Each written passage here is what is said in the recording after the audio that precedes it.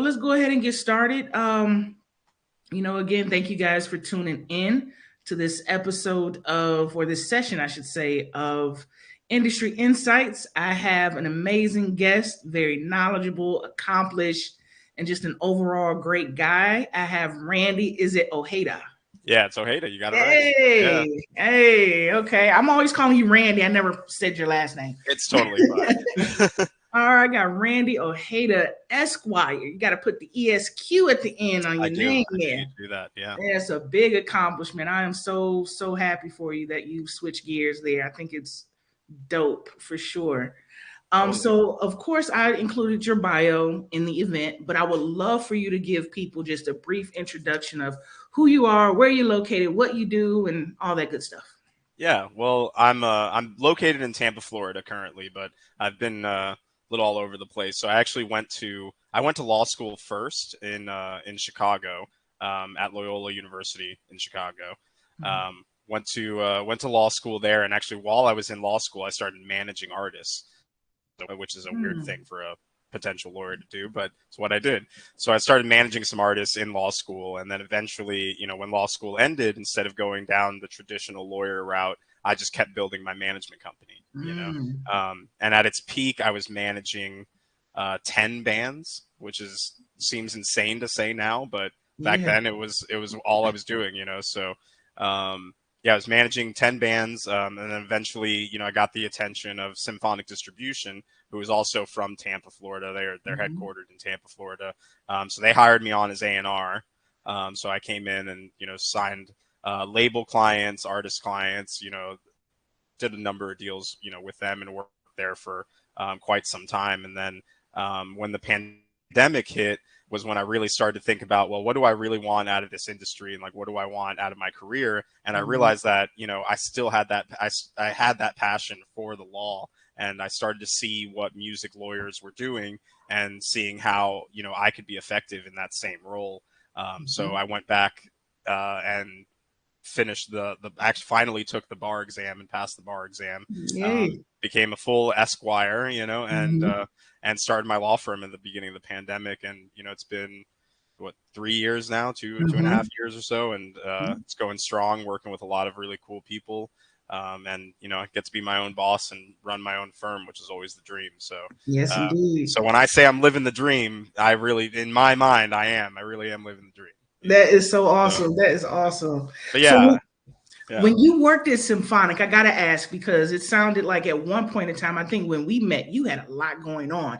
I didn't know about the law school when we met. I didn't know about your legal background, but I'm like, that was a lot going on. Very similar to me. I like having a lot going on. It's just fun. It just keeps life, interesting to me. So let me ask, when you were at Symphonic, you put school on pause then, right?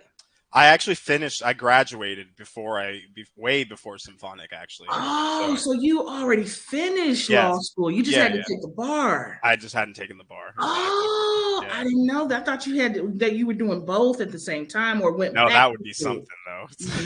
Yeah, okay. I'm like, that's ambitious. Yeah, I like to be ambitious. Yeah, I would never go to law school and like work at the same time. I would have to figure something out, because it just seems like a lot. Yeah. Okay. So cool. I basically went straight through from kindergarten through law school. I never took any breaks, and then after law school is when I took my break. But instead of, going to the beach somewhere, I spent it working in the music industry. Yeah. So. Perfect. So how did you get the attention of Symphonic? Well, I mean, they were. I was based in Tampa, Florida at the time. I had, left Chicago because I'd finished school. And we actually hosted a South by Southwest showcase. And my company was called Cigar City Management, which is, a nickname for Tampa, Florida. So if you see Cigar City on the bill, I guess somebody from Symphonic was like, well, these guys are clearly from Tampa. We have to see what they're doing. So Jeanette from Symphonic came out to our South by Southwest showcase and saw, the bands that I was working with and what we were doing and trying to achieve, and, stayed in contact. And then when they told me that they were looking for an A&R, I jumped at the opportunity, and next thing I know, I was coming to the office, Amazing. Yeah. So with your management company, how long did you have that? When did you start that company? I started right when I finished law school, which was 2015. Okay. So from 2015, I mean, I actually still am managing a couple artists. So the Okay. company's still in existence. So, Mhm. you know, it's been a little bit, I guess. Okay. Yeah. Cool. Cool. And you said you had 10 bands at one point? Yeah. Basically right before the pandemic, I was managing 10 bands. I think like 7 of them were going to South by Southwest that year. Mm-hmm. And we had a big showcase plan that Symphonic was also co-sponsoring. Mm-hmm. When I got when I got the word that South by Southwest was going to be canceled, and then all of a sudden, we get into this COVID spiral, and Yeah. unfortunately, a lot of the bands that I work with just couldn't survive the pandemic. Which Mm-hmm. happened to a lot of artists, a lot of bands, a lot of people had to go back to day jobs or Mm-hmm. find other ways to support themselves, which is unfortunate. But thankfully, things are coming back now, and Yeah. we're hopefully on the other side of all that. Yeah, exactly. And what was it like managing like 10 bands? Like, I think the Oof. most I had at one point was 6. So I'm just Yeah. trying to wrap my head around. It was a lot, and they were all very active touring bands. So it was a Mm-hmm. lot of juggling schedules, a lot of spreadsheets. Just finding ways to stay organized and Yeah. keep everybody busy. Which Mm-hmm. in turn kept me busy. Right, And right. that was, yeah. If I could go back, I would maybe work with less bands. As much as I Yeah. loved all the bands that I worked with, I would maybe keep it a little. I was it was unsustainable. I was working so many hours, and a lot of I had some artists that were in LA, I had some artists in Chicago, I had some artists in Mm-hmm. New York, so it was like everybody had different schedules, and Mm-hmm. it was yeah, it was a lot of work for sure. Yeah. Did you Yeah. have a team or was it just you? Yeah, it was myself and a business partner, and then Okay. we had a couple people working with us. So we Okay. had a little bit of a team, especially towards the end there. So it wasn't Yeah. all me, Yeah. but yeah, it was an adventure for sure. I Yeah. definitely relate to all the artist managers out there. If anybody that's watching is an artist manager, I know the struggle. All right. Yeah. All right. Awesome. Awesome. Yeah, it's definitely a struggle. Let me just say if anybody has any questions as we, converse here, feel free to drop them in the chat. I'm watching it, so feel free to do that and we'll answer them as we go along here. Cool. So, all right. So you finished law school, management, symphonic, and then went back and got the bar. Yeah. So you're originally from Tampa. You're not from Chicago. You're from Tampa. No, You no, I just was born and raised in Tampa. The, okay. the first time I lived in Chicago, the first time I saw snow was when I went to law school. Really? Yeah. Why law school in Chicago? I had family that was from there, so I had a Mm. place to stay, which was really Mm. really nice. And then it was just one of the better schools that I got into, and I really enjoyed the campus and Ah, the yeah. city. You know, Yeah. I Yeah. was I was always a big Cubs fan, so that helped. Okay. Yeah. Cool. Cool. So all right, let's jump into this law firm that you have here. So what made you start your own law firm? I know the answer, but what made you jump into starting your own law firm versus maybe, cutting your teeth with, a firm that's already established? Yeah, I mean, I think there were a couple reasons. One, um, I there wasn't really a firm that was doing music law and entertainment law the way I wanted to do it. Mm-hmm. A lot of it, just because of how expensive it is to run a law firm, especially a big law firm. A Mm-hmm. lot of music lawyers can't take on those smaller acts and independent acts and work with small labels. They have to take the big clients, and Mm-hmm. I felt like there was enough of that out there. I wanted to do something that was really much more grassroots and much Yeah. more, about the community and about building and growing with the artists and labels that I'm working with. Mm-hmm. So that was definitely part of it. And then the other part of it is just that's just me. I'm Yeah. much more of an entrepreneur than I am somebody that goes and works for somebody else. Yeah. I enjoyed my time as an artist manager and running my own company, and I Mm-hmm. figured I would like to do that. I would like to continue to do that. I mean, Yeah. you know, Yeah. so I- but mainly it was just I was looking at the market and I didn't really yeah. see somebody doing what I'm doing specifically, Mm-hmm. for the types of clients that I want to serve. So Yeah. I felt like there was a need out there and I'm trying to fill it. Yeah. Awesome. Awesome. I can definitely relate to that.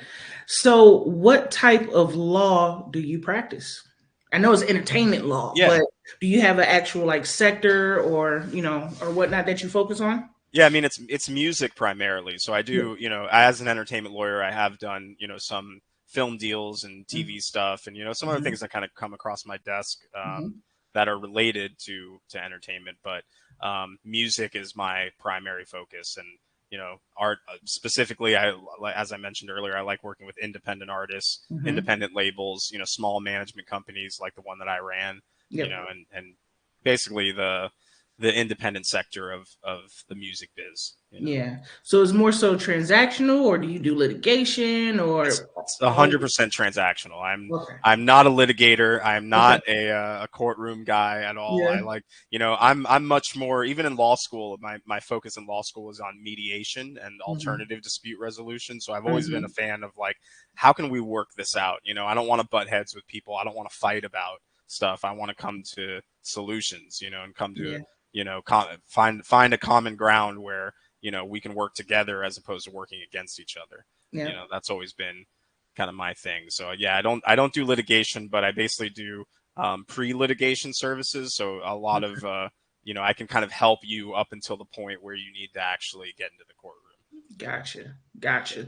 Cool. Makes sense. So let's jump back to Symphonic here just for a minute. How long were you there? How long were you with them? Few 4 years, something like that. 4 years. 3 years. Oh Yeah, wow. So you 3 were years. like senior VP A&R. I don't know about that, but yeah, Oh, okay. yeah. That's But awesome. it kind of overlapped with my management company. Yeah. They were actually really cool about me continuing my management company while I was Hmm. doing A&R for them. So that Hmm. was not every employer would be cool with that. So that Yeah. was nice of them. That's Yeah, awesome. Yeah, Symphonic is a dope company. yeah, So you were full time with them, right? I was. Full Yeah, time A&R. So was your day to day like as an A&R with a distribution company like Symphonic? yeah. So Mhm. um, as I spent most mornings I would spend my mornings actually listening to music. That was my Mhm. favorite time of the day. Was I would whether it be listening to upcoming releases from clients or just kind of finding new artists or scouting artists or just listening Mhm. to whatever people were sending me. You know, so I would kind of spend my morning doing that and sort of gathering myself for the day.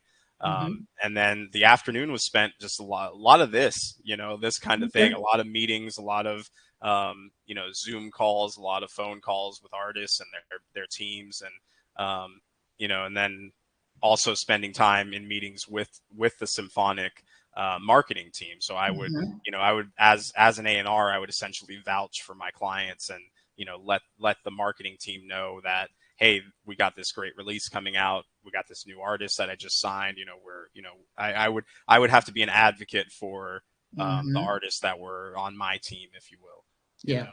know, so I'd spend a lot of the day doing that, a lot of the day advocating for artists and the clients and making sure that the proper teams at Symphonic, the social media team knew when to post about it, make sure that the client pitching team would know, to pitch to Spotify or to Apple Mhm. Music or to the DSPs would know when stuff was coming out. So Mhm. it was a big part of it was just kind of keeping the team abreast of everything, while Mhm. at the same time continuing to sign new artists and sign new labels and work with more people.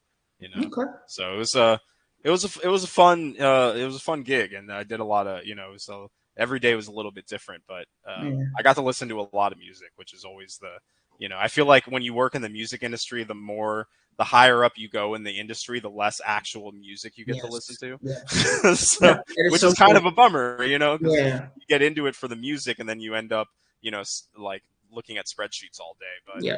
But I was fortunate to be in a position where I got to listen to a lot of music and a lot of wide variety of music. Symphonic Mhm. has they work with basically every genre, so I Mhm. wasn't I wasn't limited by what I was able to sign and go after. I was able to really span the wealth of music that I Yeah. was interested in.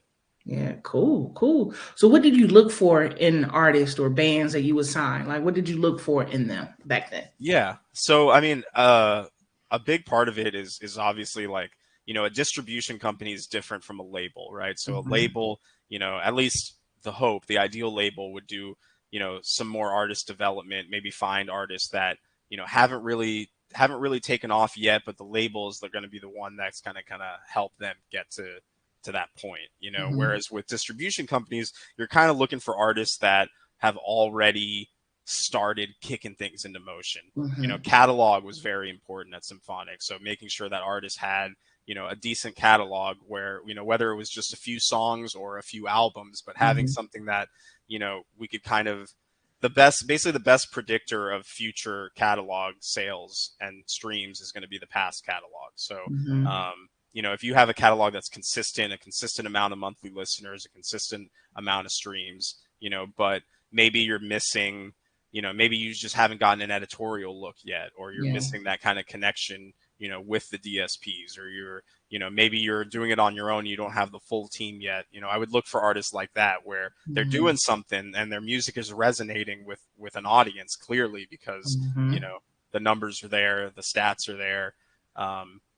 So it can be kind of data driven in that sense, but I was always looking for who needs that, I would always say that Symphonic can't take you, or a distribution company can't take you from 0 to 100, but they can take you from 50 to 75. It's like they can help you pour some gasoline on the fire that you've already built, but they're not, it's hard for a distributor to really start the fire for you. Right. You gotta get to 50 at first. You got to get somewhere, and you got to show that your music is resonating with somebody, and maybe, the company could be the one to help you find the remaining audience or whatever's missing from, the puzzle. But, you definitely need to build something first before approaching a distributor or labels even. It's like everybody, the days of really building an artist from the beginning are gone.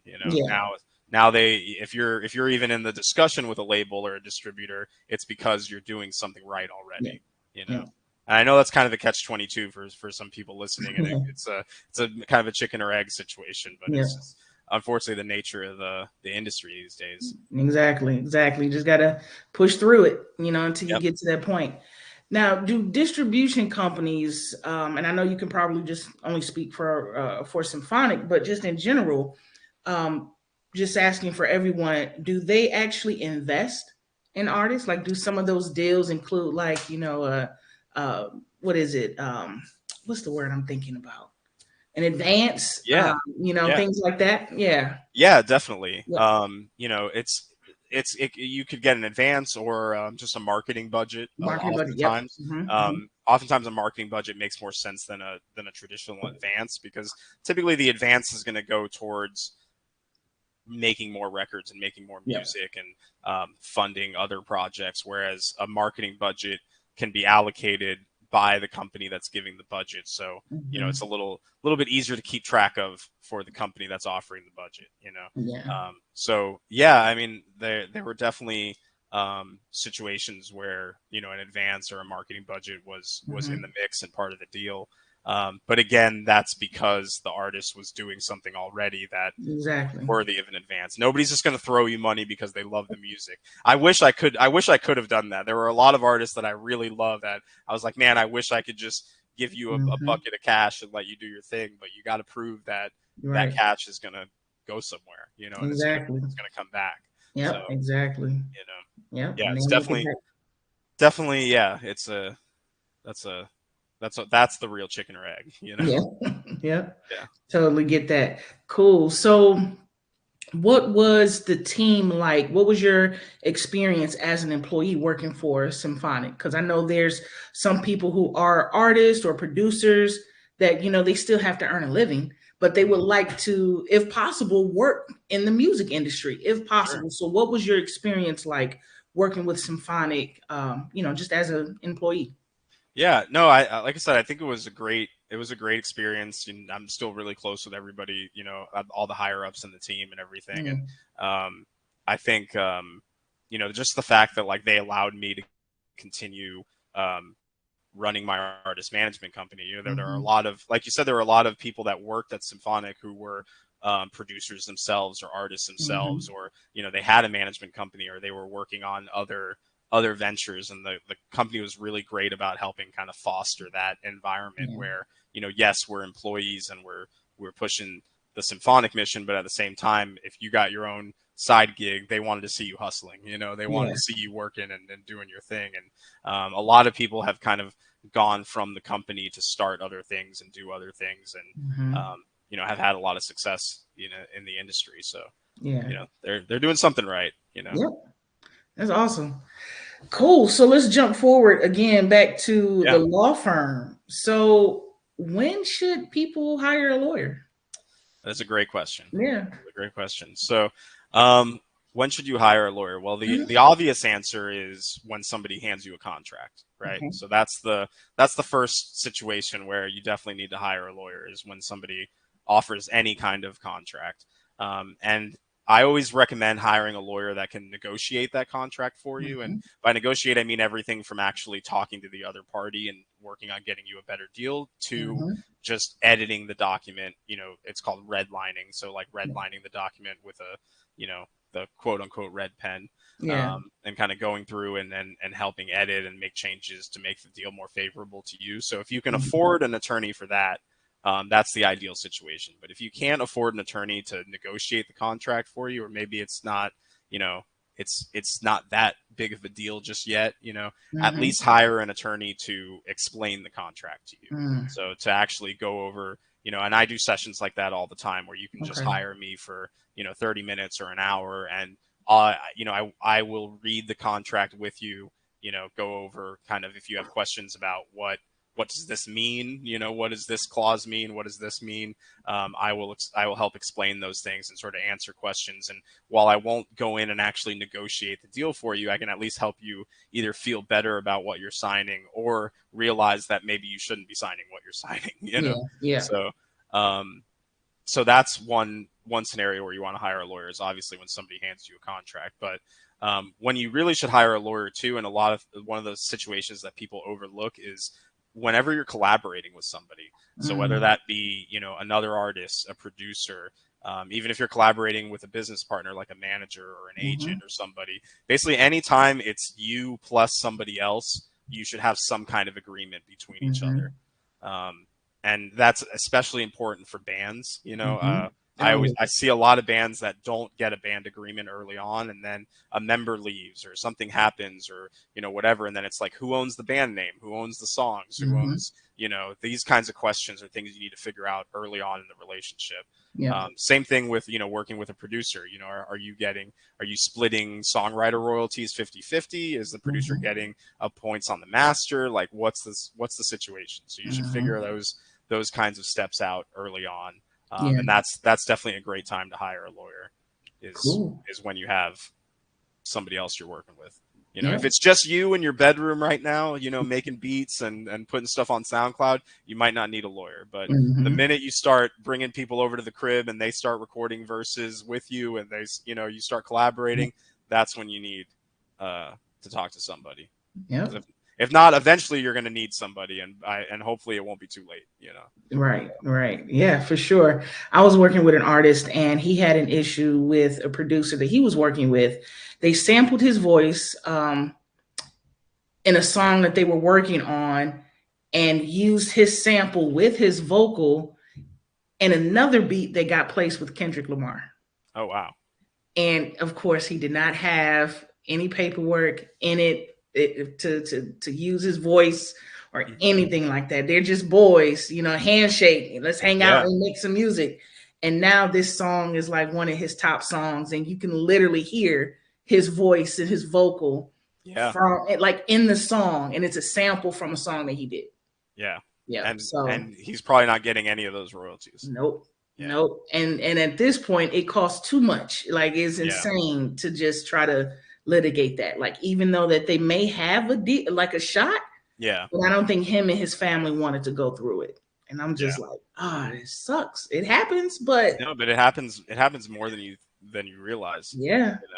Exactly. There's a couple situations I can't go into specifics on, but there's been a few situations similar to that, where people have, you know, pulled bits and pieces from another song and used it in something else. And, you know, it's if you don't have that paperwork together from the beginning, it's really hard to make that claim and to get what you're owed. Yep, for sure. So with that being said, are there any challenges that you faced that you could, potentially just share with us? Like, what is like your one biggest challenge that you've come across and conquered as a lawyer? As a lawyer, I would say getting people to understand what we were just talking about. Like one of my biggest challenges is getting people to realize that you need contracts and that you need agreements together, because like you said, people are friends and they're like, oh, well, we're always going to be friends. Nothing bad's ever going to happen. But that's that's not how you should look at things. You should, even though you're friends and you're close and you're tight and it's your team, you should still look at everything like a business endeavor, because that's what it is at the end of the day, So, that's definitely been a challenge, and is getting people to kind of notice the situation. A lot of what I do is kind of educating people on when they need a lawyer, so that's definitely been a challenge. Yeah, I can definitely see that. And again, if you guys have any questions, feel free to drop them in the chat so we can, answer those as you ask them. So what about challenges as an A&R when you were with Symphonic? Challenges as an A&R, I would say sometimes it was challenging to, a big part of being an A&R is getting the rest of the team to kind of see your vision. So sometimes it was challenging to, I would find an artist that I really liked, that I wanted to work with or that I wanted to invest resources in. And, most of the time I was able to get the team to be on board with it. But there were certainly some challenging times where, they didn't see what I saw, or, they didn't think that, it was worth investing in whoever or whatever it is, and that can be a struggle. And, it's not because they weren't into the music or whatever, but it's like, they're looking at 50 million other pieces, and where if you allocate budget somewhere, that's budget you're taking away from somewhere else. So it's like, but yeah, definitely that's a struggle as an A&R, is really getting everybody you're working with to get behind what it is you're trying to get behind.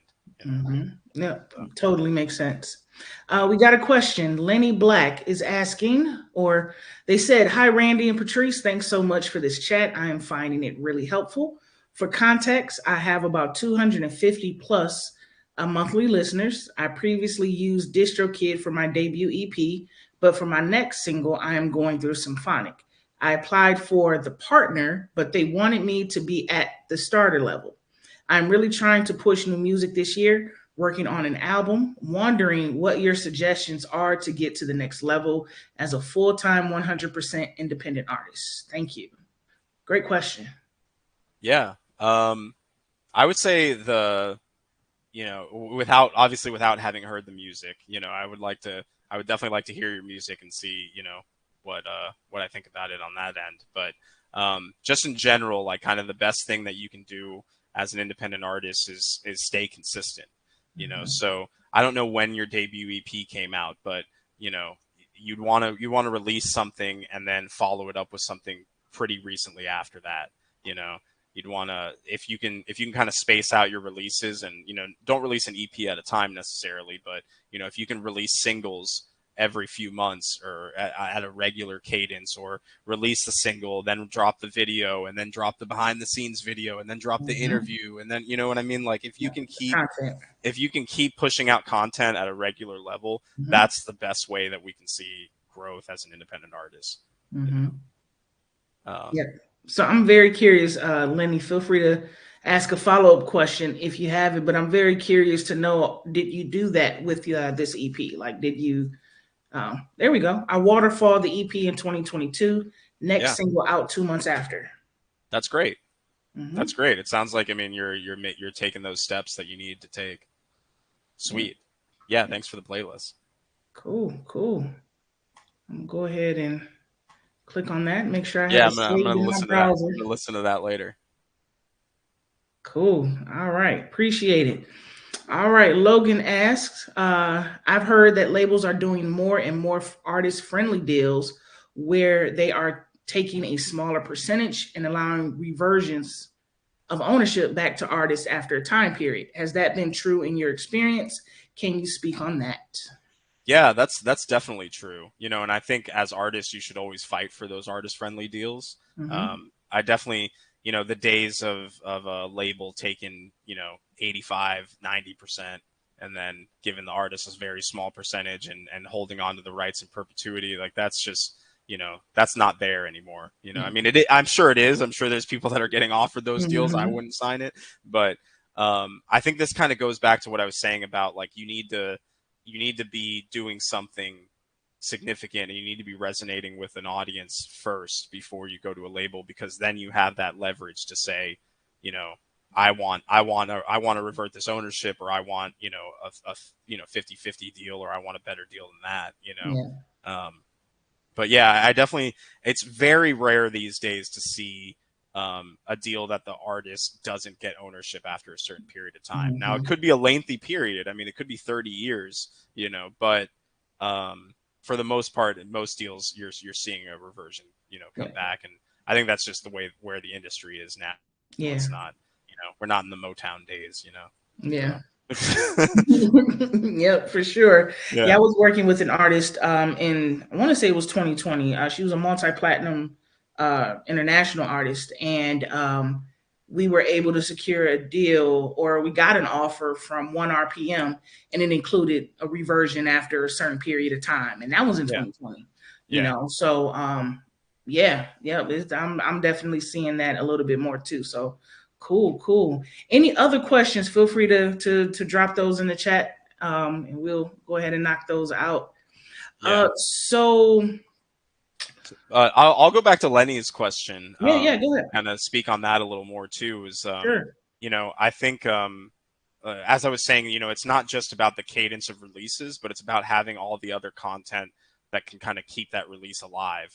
So make sure you're doing videos for all the singles. Make sure you're getting behind the scenes footage. Make sure you're able to release something new and something original, every week if you can, if not even more often. I think that that's really an important thing. It's just that's just the world we live in now, where you got to be, you're a musician, but you're also part influencer and part social media content creator. Exactly. So you need to, just putting out the music and only the music isn't enough. And I'm not saying you're doing that, Lenny. I haven't seen, but definitely try to keep the content consistent and keep it rolling, along with the music that's dropping. Do distribution companies look for a certain follower account or following on the social media platforms? Does that matter? I never looked at social media numbers. I would think, I mean, for me, Spotify followers was important, being able to see, not just monthly listeners, but actual followers of the artist.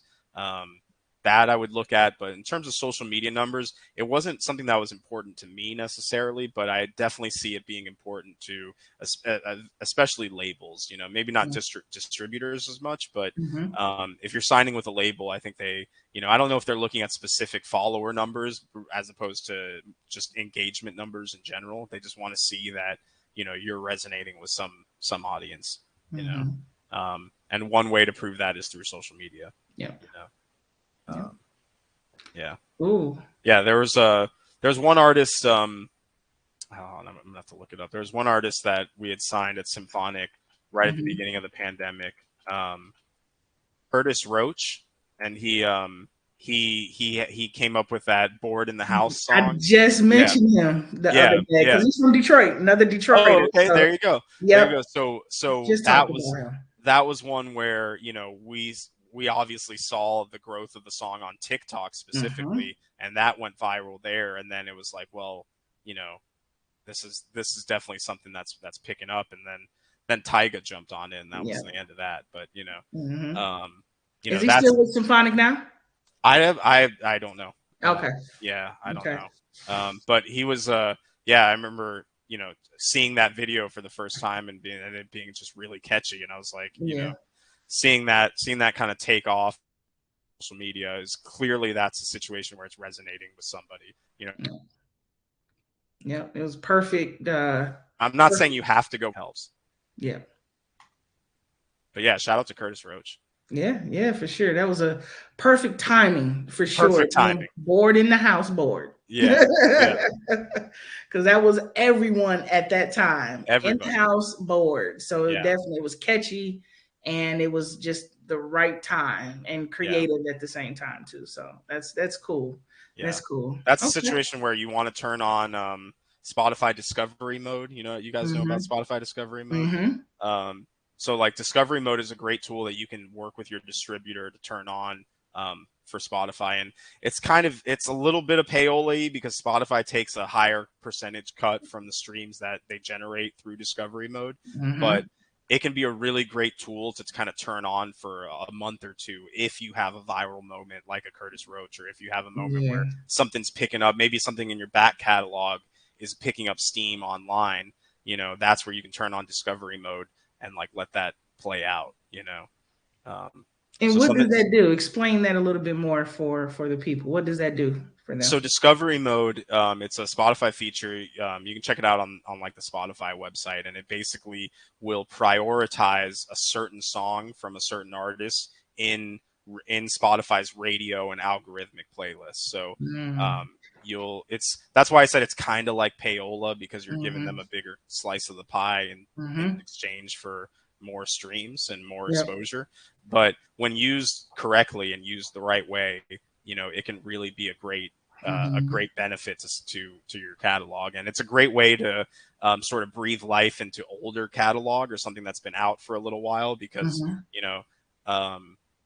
like I said, if you have something that takes off on Instagram, or something that's starting to take off virally, or you have a song that's just perfect for this moment, you can talk to your distributor and say, hey, I'd like to turn Discovery Mode on because I want to take advantage of this, and leave it on for even a couple months, and you'll see a significant rise in streams based off Discovery Mode. So it's very similar to like TikTok and this heat feature that they just announced talked about not too long ago. I don't know too much about the heat feature, but it sounds very similar. Yeah. Okay. And that can only be done through a distributor, right? Yeah, I don't think that Spotify has any like built-in tools for it yet. I'm sure eventually they'll add it to Spotify for artists, but for now, you have to go through your distributor. Okay. And I don't know how it is now, but when I was there, it was like an archaic spreadsheet that you had to like upload to Spotify every month. It wasn't easy, so it wasn't like a toggle that you click in the back, right? Like you had to upload a spreadsheet with all the ISRC code and all the different info, and then Spotify would kind of work it into the rotation. So perfect. So benefit of working with a distributor. That was my next question. Yep. What are the benefits of working with a distributor versus DistroKid or TuneCore? Yeah. And no shade to DistroKid or TuneCore. They get the job done for sure. But it's a difference of working with a music company versus working with basically a tech company.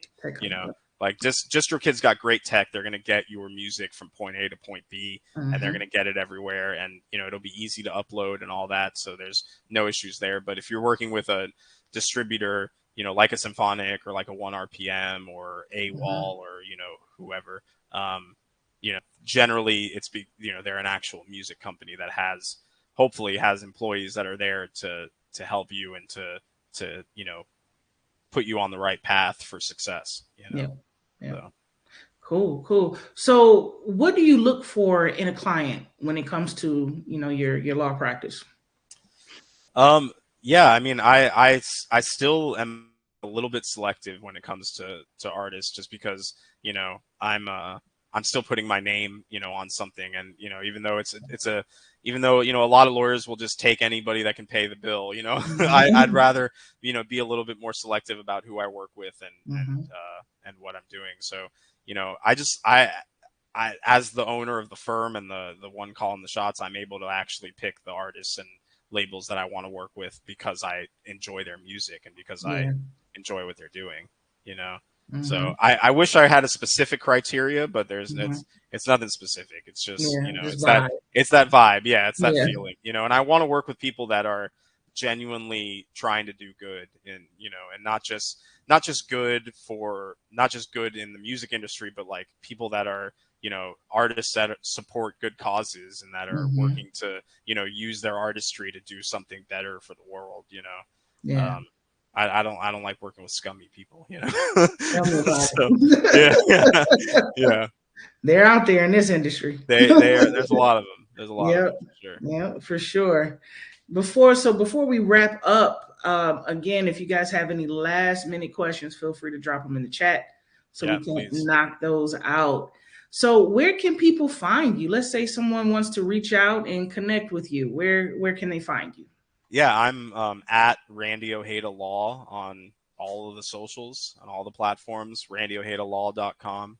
Um, yeah, you can find me there. I'm on Instagram way more than I should be, so feel free to DM me or reach out, or I'm on all the things. These days you got to be on all the socials. So All the things. yeah, I'm on all the things. You can find me everywhere. I'm gonna drop a couple links here for you. Thank you. Yeah, please follow me. I'll follow you right back, or at least as soon as this ends. Yeah, cool. There we are. There's your .com. Drop that in here for you as well. Yeah. And then if I usually do paid consultations, but if you mention that you were in this chat, I will do a free consultation with you. So I know we only, we got a tight group of people here, so I'm happy to do. I have a link that's specifically for free consultations. So just reach out to me, say, "Hey, Randy, I saw you on Home," and I'll share a free link with you, and we'll talk for like 30 minutes about whatever you want to talk about. Cool. I appreciate that. I appreciate it. Be sure that's a Home exclusive right there. Home exclusive. We love exclusives at Home. Yeah. We love that. Cool. Thank you so much for that. All right. Cool. Okay. Well, with that being said, I don't see any other questions. So yeah, let's go ahead and just wrap up. Again, Randy, I appreciate it as always. You're a good guy in the industry, and I love what you're doing. And I'm happy to see that you're just killing it in your new lane. So I was just thinking the other day about the first time we met, Patrice, because I remember we were supposed to meet at like a coffee shop or something, and I made you come to my hotel because it was like negative 10 degrees outside, and I'm like, I'm from Florida, like I can't do this. Like, let's just meet in the hotel lobby. I can't. Right. So that was. And I was down. I think I was still like, I still consider Chicago new, so I'm like, wherever anybody wanted to meet, I'm like, good, let's meet. Yeah, that was my way of getting acclimated to the city. So yeah, absolutely. I was so down for it. That was a nice hotel too, by the way. Yeah, good hotel. Yep. Yeah, I don't remember which hotel it was, but I'm sure it was. Yeah, I know if I rode past it. Yeah, exactly. Oh, I met him there. Yeah. There you go. So well, hopefully our paths will cross again soon, and we can. For sure. I want to say that I'm always in Florida, but I've been to Florida 3 times in the past year and a half. Wow. I absolutely love it down there. I was in Naples, then Orlando. We drove past Tampa, going to Clearwater Beach. Oh, there you go. I was all out in the ocean. Like, I had a good time. I love Florida. So Tampa is definitely on the list. I know quite a few people down there. Yeah, well, whenever you're down here, I'll take you to the good spots. I appreciate it. Yeah. I'm gonna hold you to it. Yeah, no worries. Cool. All right. Well, you guys, again, thanks so much for tuning in. If you guys want to watch the replay, it will be posted shortly. And if you guys have any questions, feel free to reach out, DM me, shoot me a message, or Randy, and we'll be able to, take care of you. And like I said, free consultations for anybody in this chat. We'll just one consultation. Just one.